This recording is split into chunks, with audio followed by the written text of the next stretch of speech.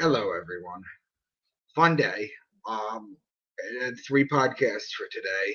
I had to cancel the first one because my computer and my backup computer both died today. So I'm using a third computer.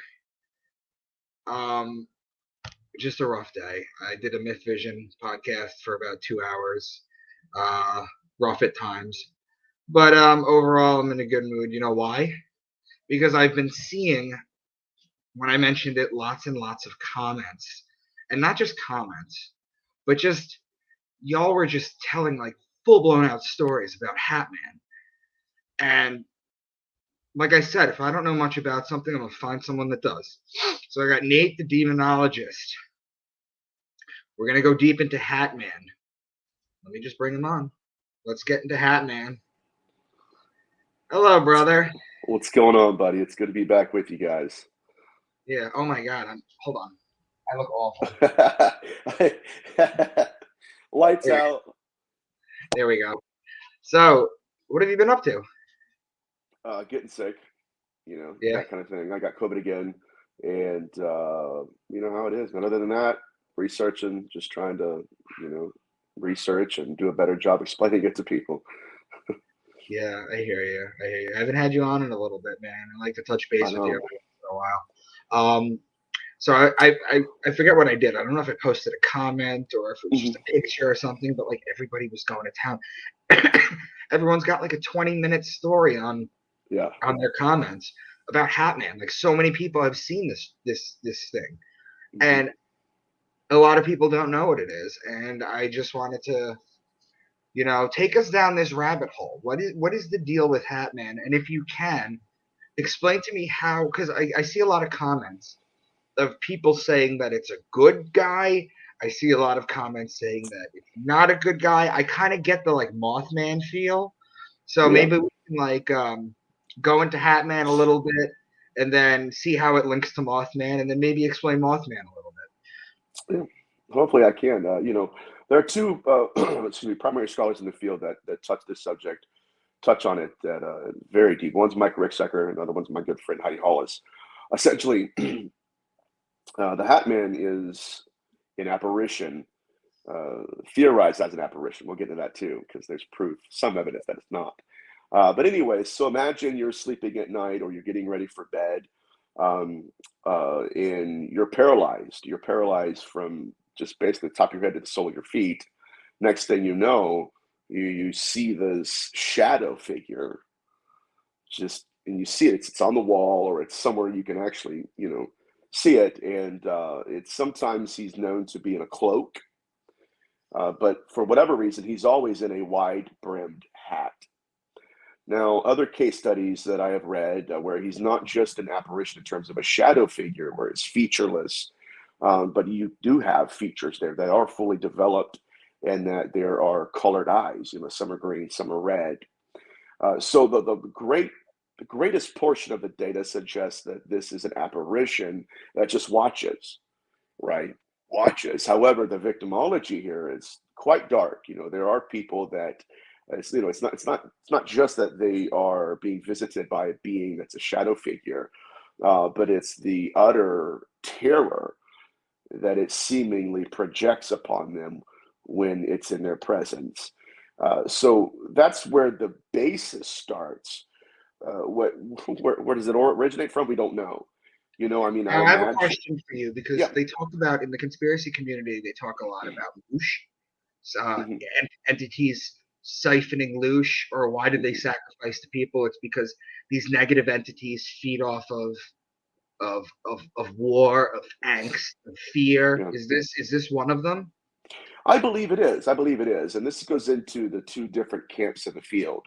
Heidi Hollis and I think that the being is malevolent, right? It's an evil entity. Now there are others that I won't mention in the field they kind of sugarcoat all of the experience as a whole and say, listen, it's benevolent, it doesn't do anything, it's just there. However, it does have a parasitic tendency to literally, like you said, feed off of the fear that it conjures. It creates this paralyzation of the victim, where the victim is it's almost like a dream demon, where they're in a dream state. Now, does the paralysis come before you see it, or does the paralysis come from seeing it? Uh, Either or. Sometimes it's either or. Okay. Most of the time, it's you're paralyzed, and then you're looking around why, and it's there, and you're like, what? Right? What's going on here? I'll tell you what's a funny story. Because me and my it's an ex-best friend. I knew him for like 15, 20 years. But for some reason, we were at a bookstore, and I was in the paranormal section looking at books, and there was The Hat Man by Heidi Hollis in there. And he goes, you know what? I said, what? He goes, I've seen that guy. I'm thinking, no way. We've had beers, lunch, we've been in each other's weddings almost. Like there's no way we've never not talked about this. Weird. Yeah, he's like, yeah, man. He goes, but now this is interesting too, because his story points to the fact that there's a lot more involved than just an apparition. His story was that he was at a sleepover, and he woke up in the middle of the night, and he's looking around, and when his eyes meet this entity, it's in How the old was corner of he the at room. the time, does he say? Maybe 8 or 9. Yeah, I was going to He's say, very okay. young. Right, Yeah. that's the victimology, isn't it? It's very Right. strange. Yeah. Yeah, but he's like, I'm looking at this thing, and it's just leaning up against the wall. And he said, but the strange thing about it, he said, my buddy woke up, and I showed him, and like the presence that's there. See, when we're dealing with this subject gets into shadow figures, sleep paralysis. When you're dealing with hauntology, Hollywood itself has a very, very, I guess it's a very tough time for them to actually create a movie that can really articulate the terror these beings conjure. You can have The Conjure, you can have different movies that'll try to put you in that state of mind. But when you're in the presence of whatever these things are, it's just terrifying. Like there's something there, and you feel like you're being fed off of. But his story was quite profound in it, because he said that not only did he witness it, not only did his friend witness it, but later that morning, or the next morning rather, his mother tracked muddy footprints out into a closed and locked door, and then outside of the door into the garage, which this gets an apparitional theory where the being can present itself as featureless, and you can't touch it, you can't feel it. It could walk through a wall, but then solidify to us the point of reality where why the hell is it wearing boots? Could you do Makes no sense. forensics on that, or nothing would I come would up? have loved to. I would have loved to. I mean, if I could go back in time into that case study, heck yeah, man. Collect it, send it off to a university lab, and say, okay, what can we get from this? Um, but this gets back into apparitional theory, right? You have entities that can dematerialize and materialize at will. So we don't know what it is, but I'll go into some stories of my own about it. The one experience that I had was pretty interesting. But the researchers, the greatest researchers in the field, are still dealing with it, right? Like, is it touching people? Is it abducting people? Is it an egregore? Is it a tulpa? And if it is, why is it always manifesting in that image, right? It has a specific cadence of style, right? It's not wearing a bowler hat. It's literally wearing a wide brimmed hat. It's not wearing a hat like I am or you are. But it's the same appearance over and over again. So we don't know what it is. That's Does the real this answer. cross? Does this cross the pond? Does this cross ethnicities and religions? Yes. So it's interreligious. It's cross cultural. Now, that's also, again, what this points to is that it's an actual entity, right? It has its own style. It has its own manifestation. That's what it goes by, its own identity and signature. But then again, is it a being that's cloaking itself, right? I mean, when we're dealing with a being, something that can go through, move through walls and lock doors, but at the same time has muddy footprints, or something's really wrong here with our understanding of reality. You know what I Right. mean? I can go back to one of my stories as a kid. Please. It's a shadow figure, and I was playing video games at the time in my room, and I caught a movement. Something was moving in the corner of my right eye, and you know how it is when you're looking at a bright screen and you shift to something that's completely dark, and so your eyes are trying to adjust to what you're really seeing. Oh, well, I did that, when my eyes adjusted to the darkness, it was a shadow figure staring at me through the window, just looking at me. And I freaked out. I threw everything down, ran into my dad's room. I'm like, dude, I want out of this house. Something's really weird. Well, the next morning, it was in the wintertime, and it was a school week. So I'm up at like 7:45 in the morning. Sun's risen. I go out in front of my house, and there are 2 feet prints outside of my window. The problem is my window seal started at 7 foot. So whatever we're dealing with, again, it's literally like their interpretation of reality is far superior than ours. Now, We're still groping in the darkness here. I know that in the metaphysics. I Yeah. know people are just the nature of people who are going to be listening to this. They're going to be like, God damn it, tell us something. Tell me what we're dealing with. And it's not like doing, mitochondrial work in a lab where you get results. You're dealing with shadow entities and things. You're just trying to compile information, and there's a bunch of disinformation too, so you got to sift through that too. How tall is this shadow? Is this Hat Man? Are we talking? It varies. It varies. One case study I read, he was 5'2". Another one, he was 7 foot. Right. Now, is it possible that it's like it's not just one entity? Could it be just like a group of demons? It's possible, very possible. Even more than that, there is, when we're getting into the Hat Man, it kind of opens up a can of worms to other beings too that have similar manifestations in terms of, okay, it's a shadow figure. You want it to go. We just there's a common visitation even in the intelligence community, in the Department of Defense. Jim Simivan had this happen. Travis Taylor had this happen.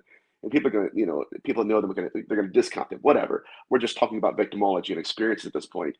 But Jim Simivan was sleeping in his bed at nighttime. Now this gets into the nocturnal hour too, right? This is a witching hour. Mm-hmm. It's weird. But anyways, he's sleeping at nighttime, and something woke him up, which these beings will often do, and then you're paralyzed or something, and you're gonna see the being. It wants you to see it. And he said from his window, something. This is creepy.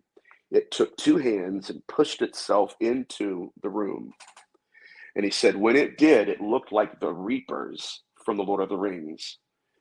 It was a featureless shadow figure, but it had a black cloak around him, almost like a death mask.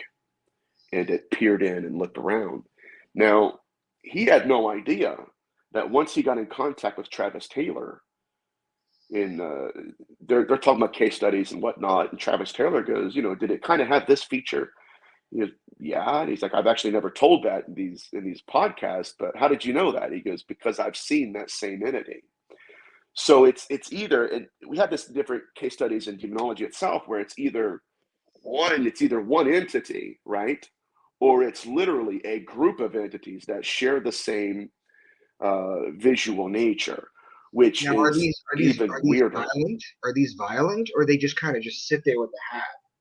They kind of just sit there and intimidate. So is it possible for an entire group of demons to have the same personality, to just sit there? I don't think so. You would think that individuals, identical twins are completely different. You would think, even identical twins. But yeah, so we're dealing with. This is a very good question, because I'm gonna answer it in a way that hopefully it adds value. I do believe that you have entities that have their own sexual pathology, their own victimology, their own signatures, just like serial killers. They're not going to steal somebody's work. They want to be known for their work, period. I want to be famous. I want to do this. Now, so I think that again, when we have these people that are talking about, this guy's 6'5" or 6'2" or 7'2", the key characteristics are the same. The height's different, but the way it manifests is the same. The way it intimidates is the same. The fear factors present in all the cases. But the real question is, okay, if it's not touching, it's not scratching, excuse me, it's not doing anything sexual, it's intentionally waking people up or causing them to draw their attention to it in the room, and then now the engagement happens. I've had cases in my own work where if it's not the Hat Man, it's a shadow figure, and what the shadow figure is wanting to do is engage with you. invite you into something and draw you out. And now it's not just a confrontation, it's a conversation, and it's going to tempt you. I'm going to give you a little bit, but what am I really going to get from you? And we have cases where, like, even in my youth, the being that I was encountered in my haunted house, it visited me first as an apparition of a little girl, but then it evolved into a shadow figure, right? So the problem is, again, like you said, this is not something like we're doing in a lab. We're looking at victimology here, trying to figure out, okay, are these the same beings, or are this is a species? If it is a species, why are they all looking the same? Even we don't do that as humans, Right. When you do victimology, you're basically looking for patterns between Right, people. Like the Son of Sam killer would be all the brown right. hair. Or if you're talking at Andre Chikatilo, the killer, brown hair. Mhm. You're looking at victimology, but you're also looking at, doesn't that also not go into like what people may have experienced in their life? Maybe they all have like a same trigger that this thing Yeah, just manifested later and on. Have they found yes. anything about that? Now with the incubi, it's a common thematic element in victimology where there has been some form of trauma in their life, like especially women. I found, not just me, but other demonologists, even in antiquity, found that the victimology with incubi is trauma experienced in their youth, either sexual abuse or physical abuse, and then that being steps into the trauma and uses that. Like I had a case one time as a friend of the family, and they called me at like 2 in the morning. I just got off a second shift job. I'm outside. It's summertime, listening to Art Bell, just chilling. And they're like, "Hey, man, we need your help." I said, "Okay." This is during COVID. And they said that our daughter is in the hospital. She has like abdominal pains. And it was during COVID. So they said, "We can't get in there to help her. We're in the carport, the park garage." I said, "All right." They said, "We're wondering if you could tell us what's been going on." They said, because prior to her developing this abdominal pain, she herself was experiencing like supernatural things in her house, paranormal events, orbs, shadow figures, stuff like that. And they're like, we just don't know what to do. So I go into trances sometimes. Okay. I'm a very mystical guy. Right. Um, and in this trance, I saw an apparition on my left, not with my eyes, but like with whatever.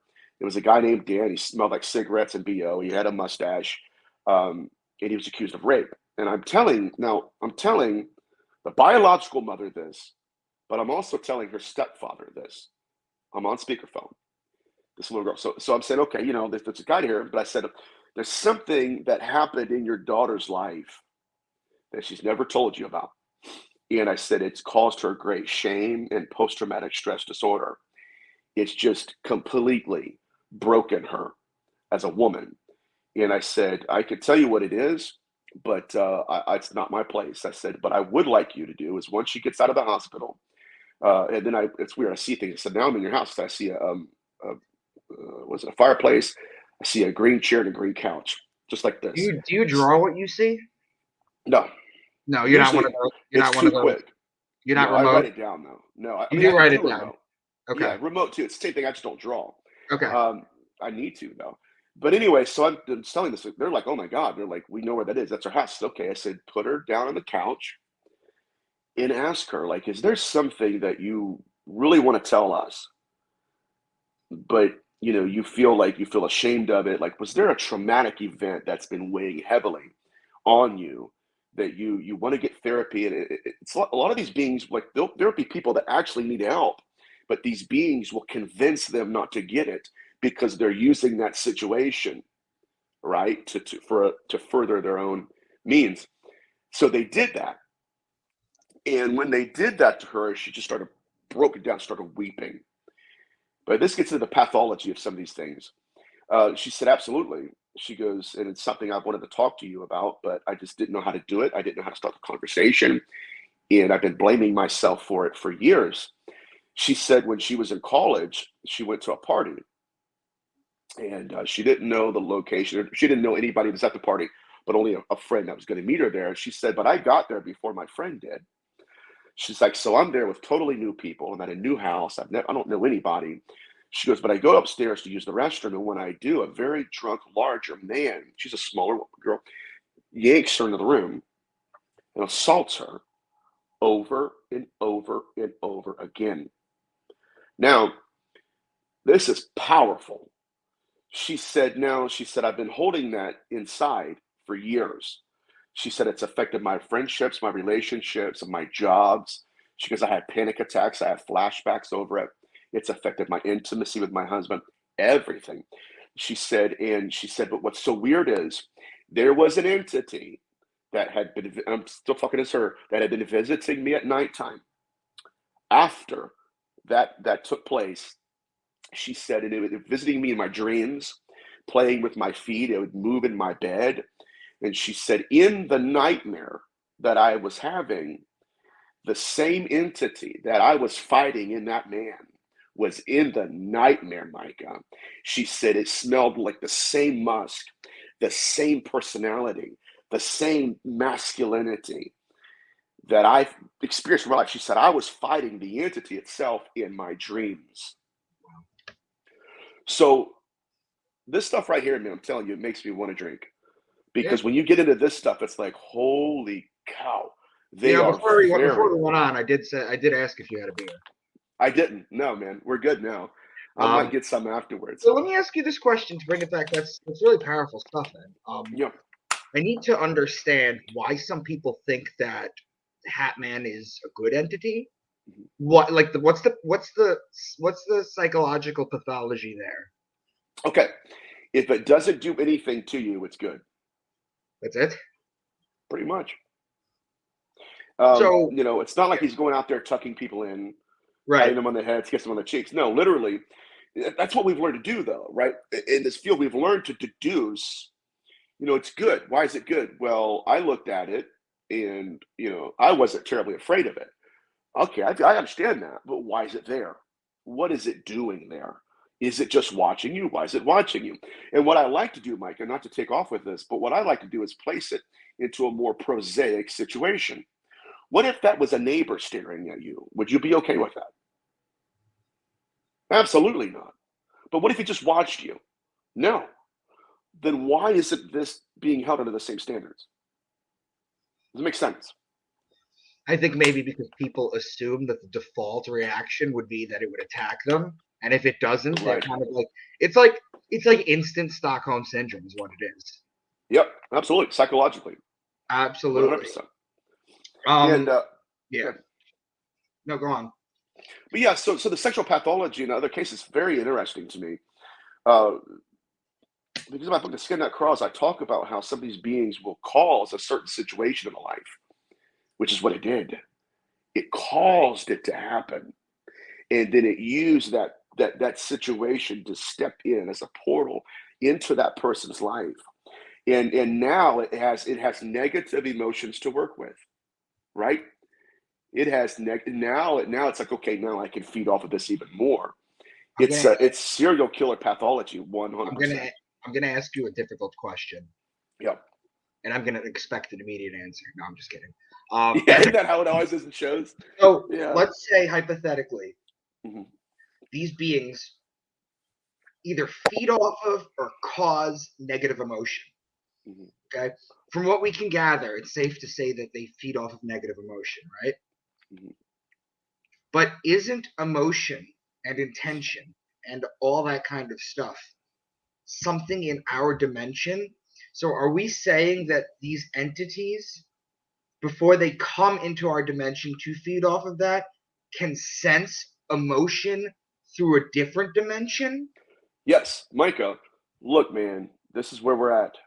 It's difficult. It's difficult to say and to acknowledge, but when you're dealing with the ultimate predator, we got to think about serial killers, the animalistic nature that, why is it they can just slip through a door, right? Unseen, unheard, kill a whole family, leave, people don't find them for a week. They know certain things. They have a certain tendency. They acclimate better. They adjust deeper. It's weird. But these beings are different in the sense that they know things serial killers don't. And even more than, right, that they're operating with rules and knowledge, preternatural knowledge against us. So when I was a kid, the entity that would walk into my room at nighttime was horrifying for me because I would be paralyzed. And it was... How old were you? I was 9 years old. That seems to be a common theme. Yes. Absolutely. Which And for people who don't really realize, 8, 9 years old, that's right about the age where, as you get older and you think back to your earliest memories, that's usually the age that it starts. You don't tend to remember things from kindergarten, maybe a flash here or there.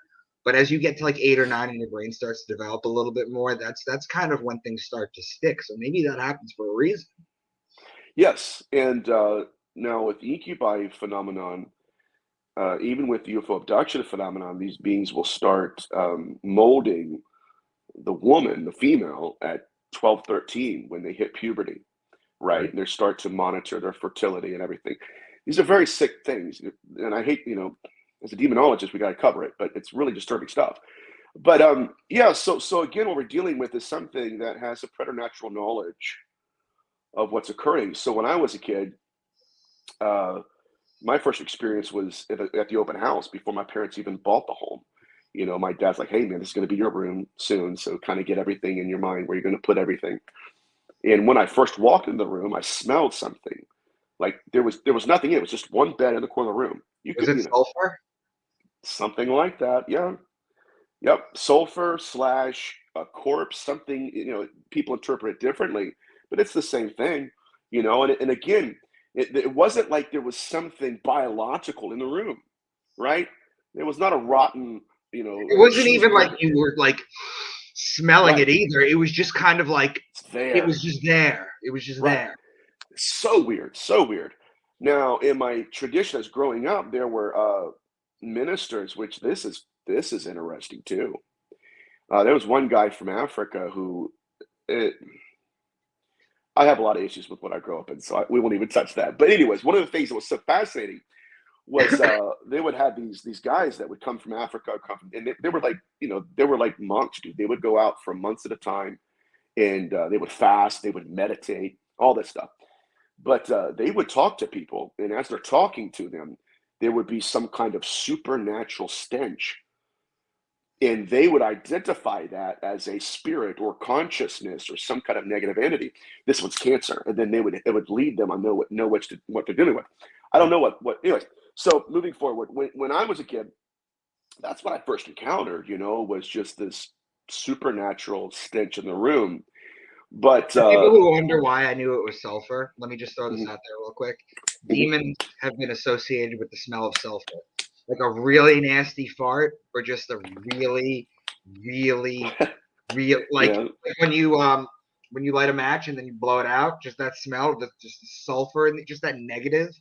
mhm. That's associated with demons. And in conspiracy theories you get a lot of like the reptilian smell like that. But I'm sorry, Mhm. Nate. Continue with your No, it's story. good. It's good stuff, man. You're exactly right. But so this gets into, okay, are we dealing with one entity that or one phenomenon that's wearing different masks, playing different roles? Because first it was a stench, then it was a apparition of a little girl underneath the bed, and then it was a shadow figure, then it was a dark cloud that just hovered in the corner of the room. One thing I did learn about it, though, is that there is such a thing as fabricated fear, which gets back to your original question. And it was a coping mechanism that I learned as a kid because I'm thinking, okay, why am I so afraid of this? Right? This is so it's a fascinating conversation. Why am I afraid of it? Am I afraid of it because I don't know what it is? And if I don't know what it is, should I be afraid of it? Right? Or is it projecting fear upon me to see if I agree with it?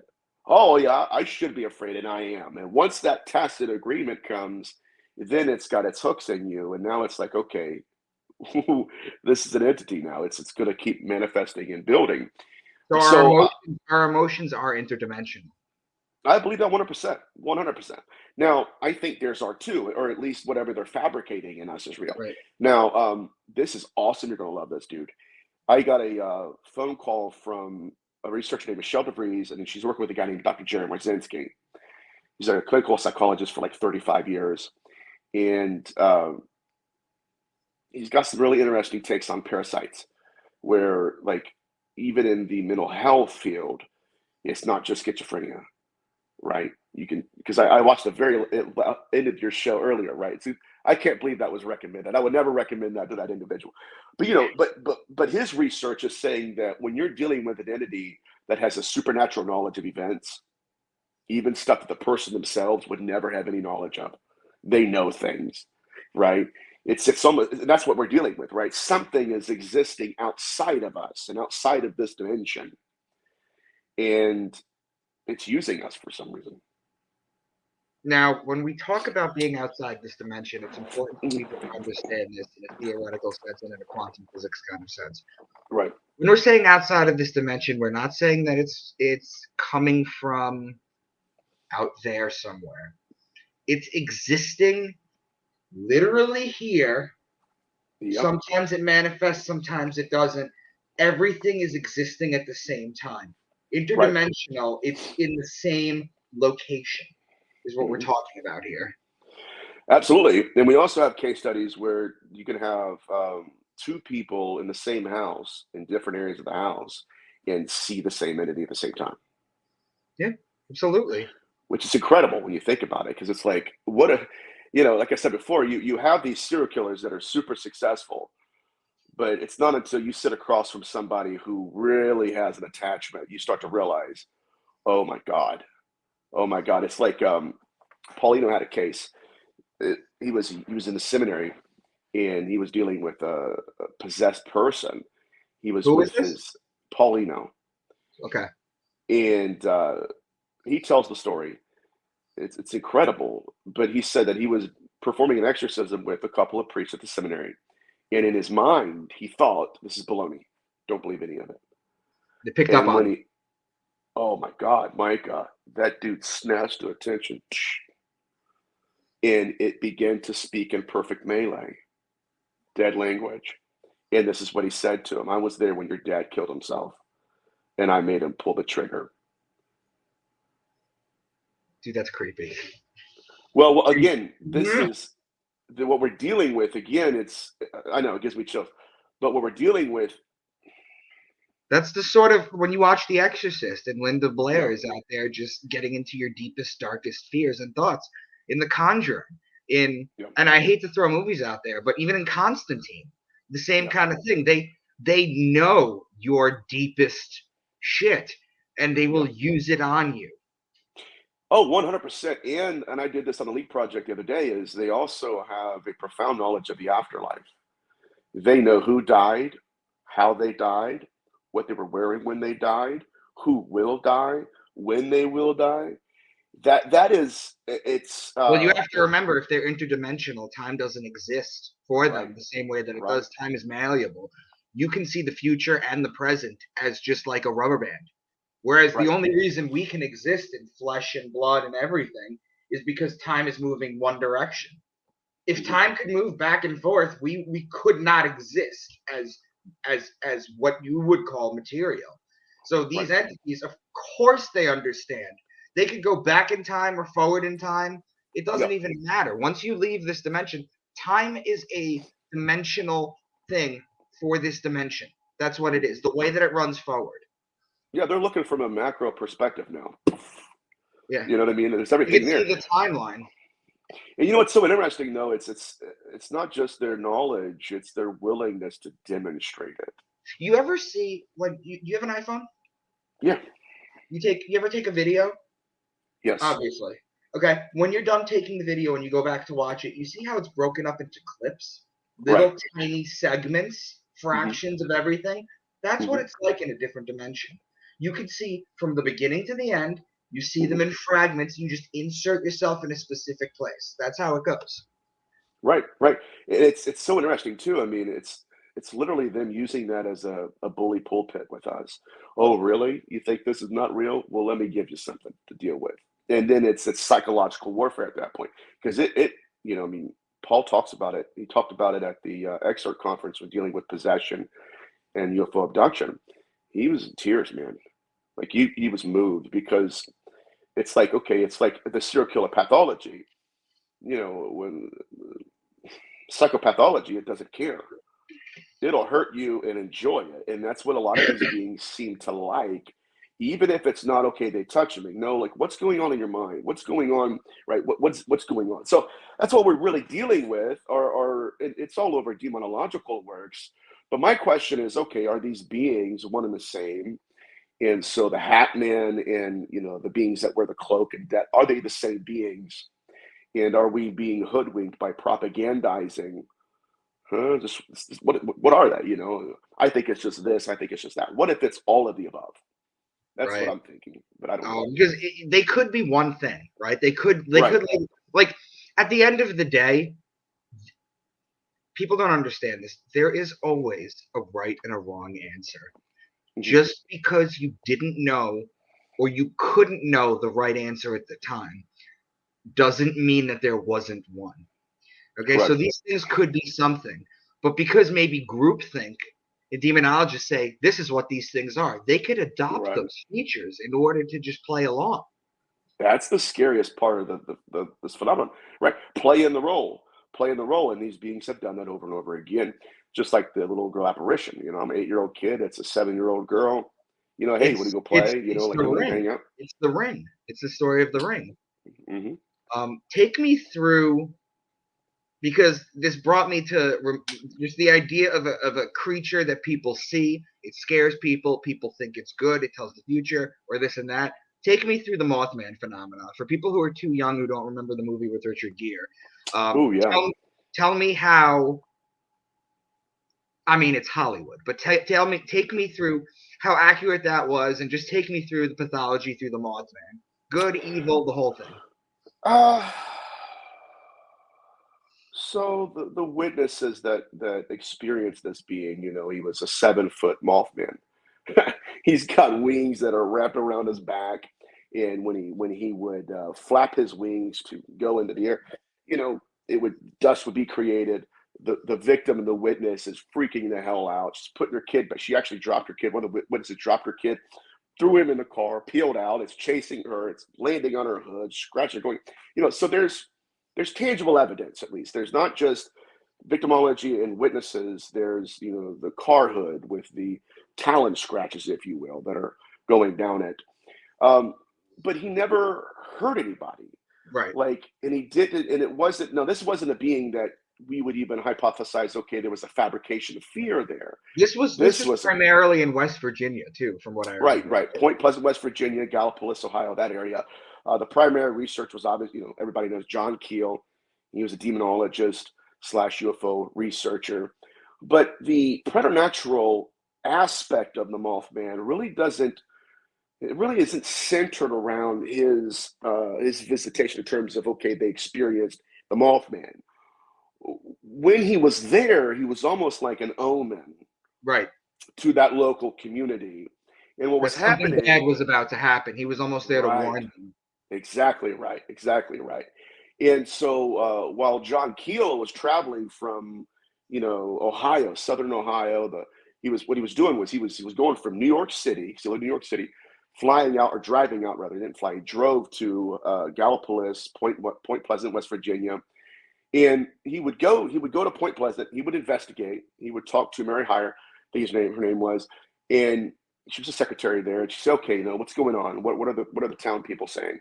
Then it would go into accounts. He would go in to talk to these people, write down his notes, and he said that by the time he would get back to his house, he would play his voicemail, his message machine, and there would be almost a Now, when was robotic this? voice. Was this in the 90s? No, I think this was in the 60s and 70s. Okay. I just want And to just paint the picture for what kind of technology we're talking here. This wasn't on oh, an iPhone. it's fascinating. Yeah, it wasn't on an iPhone. It's fascinating because he said that by the time he got back to his apartment in New York, that entity knew all the notes he wrote and was telling him what they were on his messaging machine. Hey, John, I got something for you, buddy. That's, you know what I mean? And so all this is going around now. And then there was some kind of governmental / men in black presence that was going on too, because there were witnesses, just people driving around town that were witnessing men in black, very important people, looking people rather. They had suits on, overcoats, hats, but they were crawling on a bridge and like looking at it and stuff. And then there were individuals in Right, that because that city. was the whole thing. Everybody saw this creature, and later the Right. bridge collapsed, right? Yes. Now there were multiple people in that city. This gets to, why people think that he was more of an omen than anything, a prophet, if you will, knocking on their door saying, "Hey, you guys need to wake up. There's something bad coming." But moving further, so there were multiple people in that area who started waking up in the middle of the night with memories, and not just that, but waking up out of nightmares in a cold sweat. And the nightmare is multiple people, like dozens. It always consisted of the same thing. They saw the bridge collapse and they saw Christmas presents in the river. Multiple people. What the heck is going on? And so, sure enough, what happened was on a rush hour day, 5:30 at night in the evening, on the rush hour, the light changed red and it stayed red. And the light, or whoever's behind reality, or whatever you want to call it, let the whole bridge get packed with people who had just got done doing their Christmas shopping. And then before the light could turn green, which would have alleviated some of the pressure on the bridge itself, it went boom. And I can't tell you, I think it was like, I can't tell you how many people died. But the Mothman, more than anything, again, it was sort of an omen. And Is it I'm possible not. that the Mothman was maybe a negative, a benevolent feature, an evil um, entity just by design, but it tried to help humanity? Kind of like how the story of Lucifer turning bad, could it have been a Mhm. bad entity turning good? Is that a possibility? It could very much be. It's very. I mean, it's possible, very possible. It could also be that there were forces of good and evil in that same area, right? I mean, what would be the see again? This gets back to the phenomenon. What would be the benefit of these things showing up as dead people? How would that benefit me? Right. You know what I mean? Well, we do know that when things show up in positive ways, Mhm. there's a reason so many people see Jesus.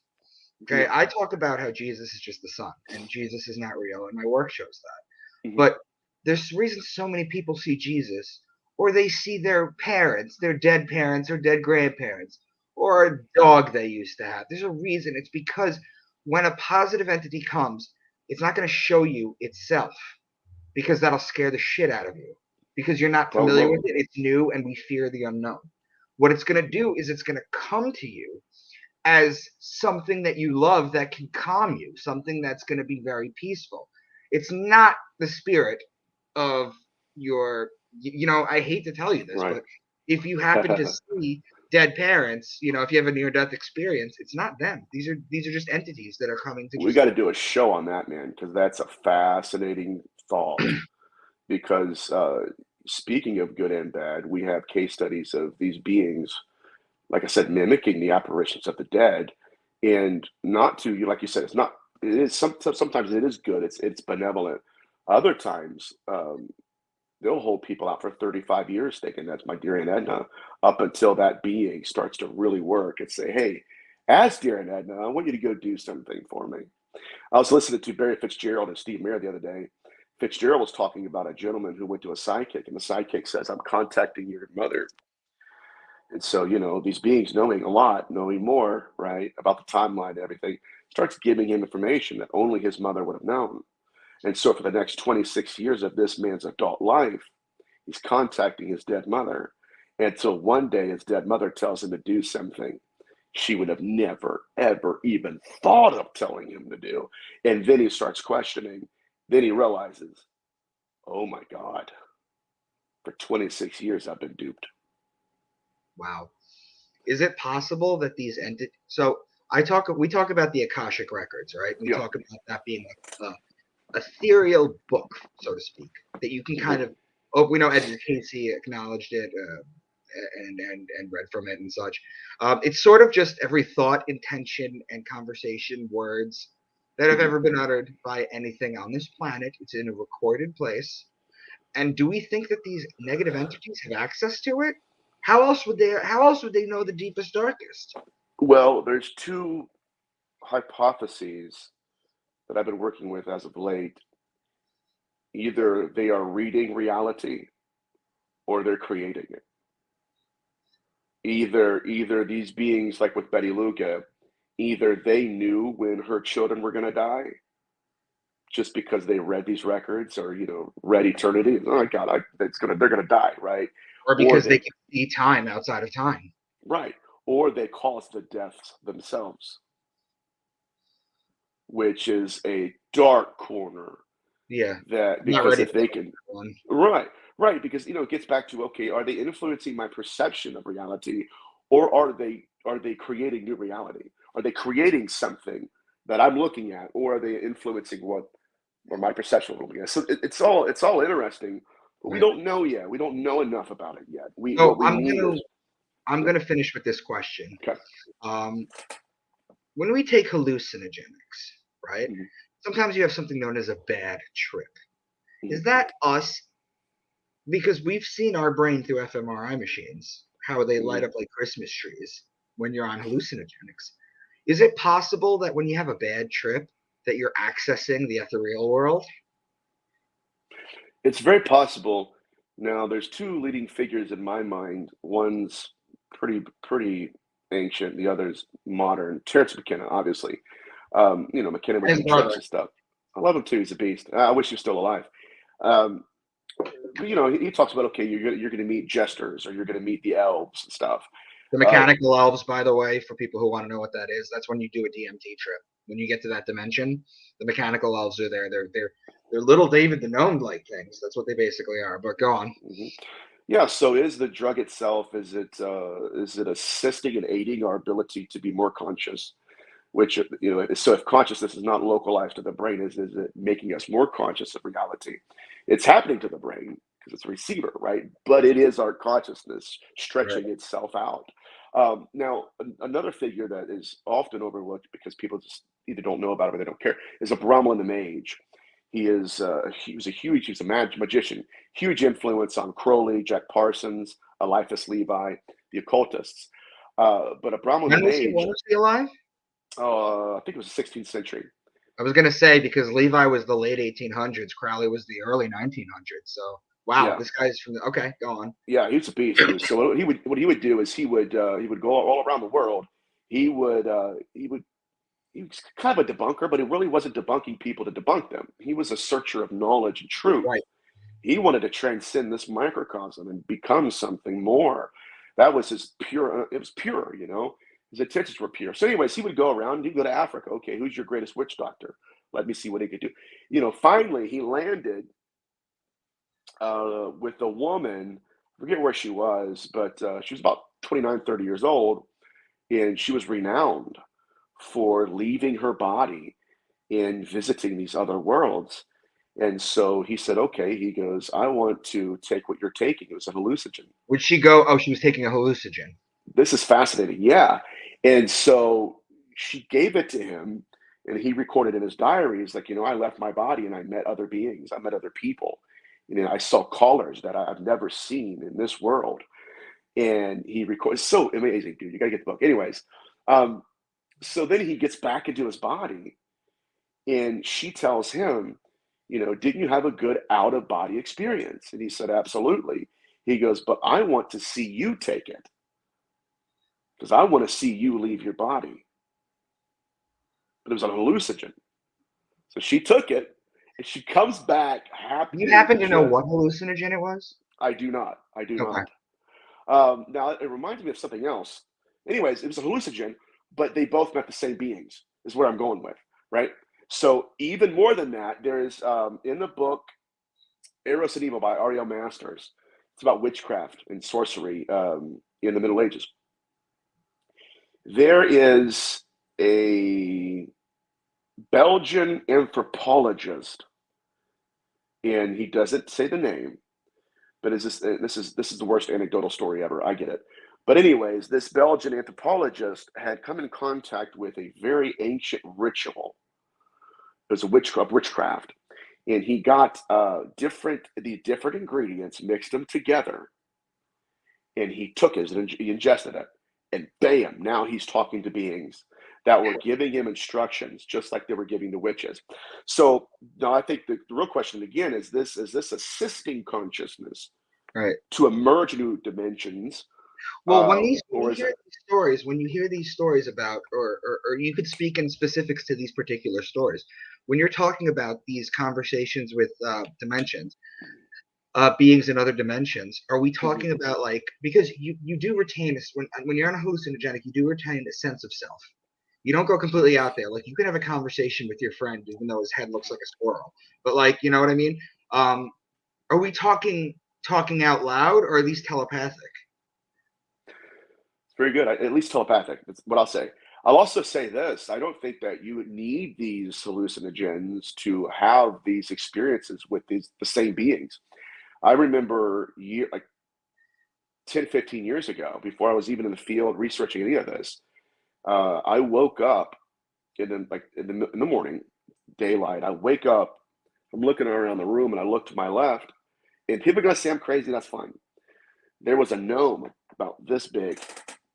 He had a red mole in his forehead. He had red hair. He had overalls, and he just looked at me. And that was it, and then disappeared. So it could be possible that hallucinogens. I think this is the case. So hallucinogens help us enter their world to where we're accessible by them, and they're visible to us. And I do believe, and I know in your show you said you have a lot of book recommendations. I'm going to give you another book recommendation about how the church demonized a lot of these practices. And it's how a lot of spiritual fathers and mystics in antiquity conjure God or talk to what they consider to be God. But yeah, I don't know. I wish I did. Every answer gives us new questions. That's where we're at. I know I'm a pain in the ass interviewer because I really go No, like you're good. this. It's all good. So what are we gonna do for the next one? We were talking earlier about when there was an idea that we were gonna go like good entities or something. Yeah, well, yeah, and how they can masquerade uh, the masks they wear, because the leading researchers in the field, Oh yeah, uh, yeah, yeah. You're talking about seeing your dead parents or something. Yes, right, that's what we'll Steve talk Mera, Fitzgerald, even the abduction accounts, even in hauntology, can we really trust them? That's the problem. What I was about. suggesting earlier was, if it is a benevolent entity, why would it manifest to you as Dear and Edna until it wants to do something? And then you're like, wait a minute, have I been hoodwinked this entire time? Because they're playing the long game, Micah. They're playing the long game here. Well, time doesn't. They don't give a shit about time because time Right, doesn't affect them. right. Maybe we could To talk them, about that next time. it's a split second in our dimension. Hmm. Waiting Yeah, 26 years is no problem. right, right, right. It's absolutely insane. Nate, man, plug yourself, man. Where are you? Where can people start finding your stuff? Where can people reach out to you? Yeah, I'm not on Twitter, but I'm on Instagram. I have my own YouTube channel. I have my Facebook page. It's all under Nathaniel Gillis, and I have my show on Leap Project every Thursday at 9 p.m. Eastern Standard. So Oh, you that's have a how you guys weekly. find me. You have a weekly now with him. I I had it. It's up to me. Like, it's like I had it, but I was getting sick so often. We're like, maybe just do it 2 times a month. So we'll see. Like, I'm feeling better now, so we'll see. But yeah, man, Nate, man, thank you. I'm putting this up right away. I'll send you the link. appreciate it. All right, love you guys. Have a good Take night. care, Take care, man.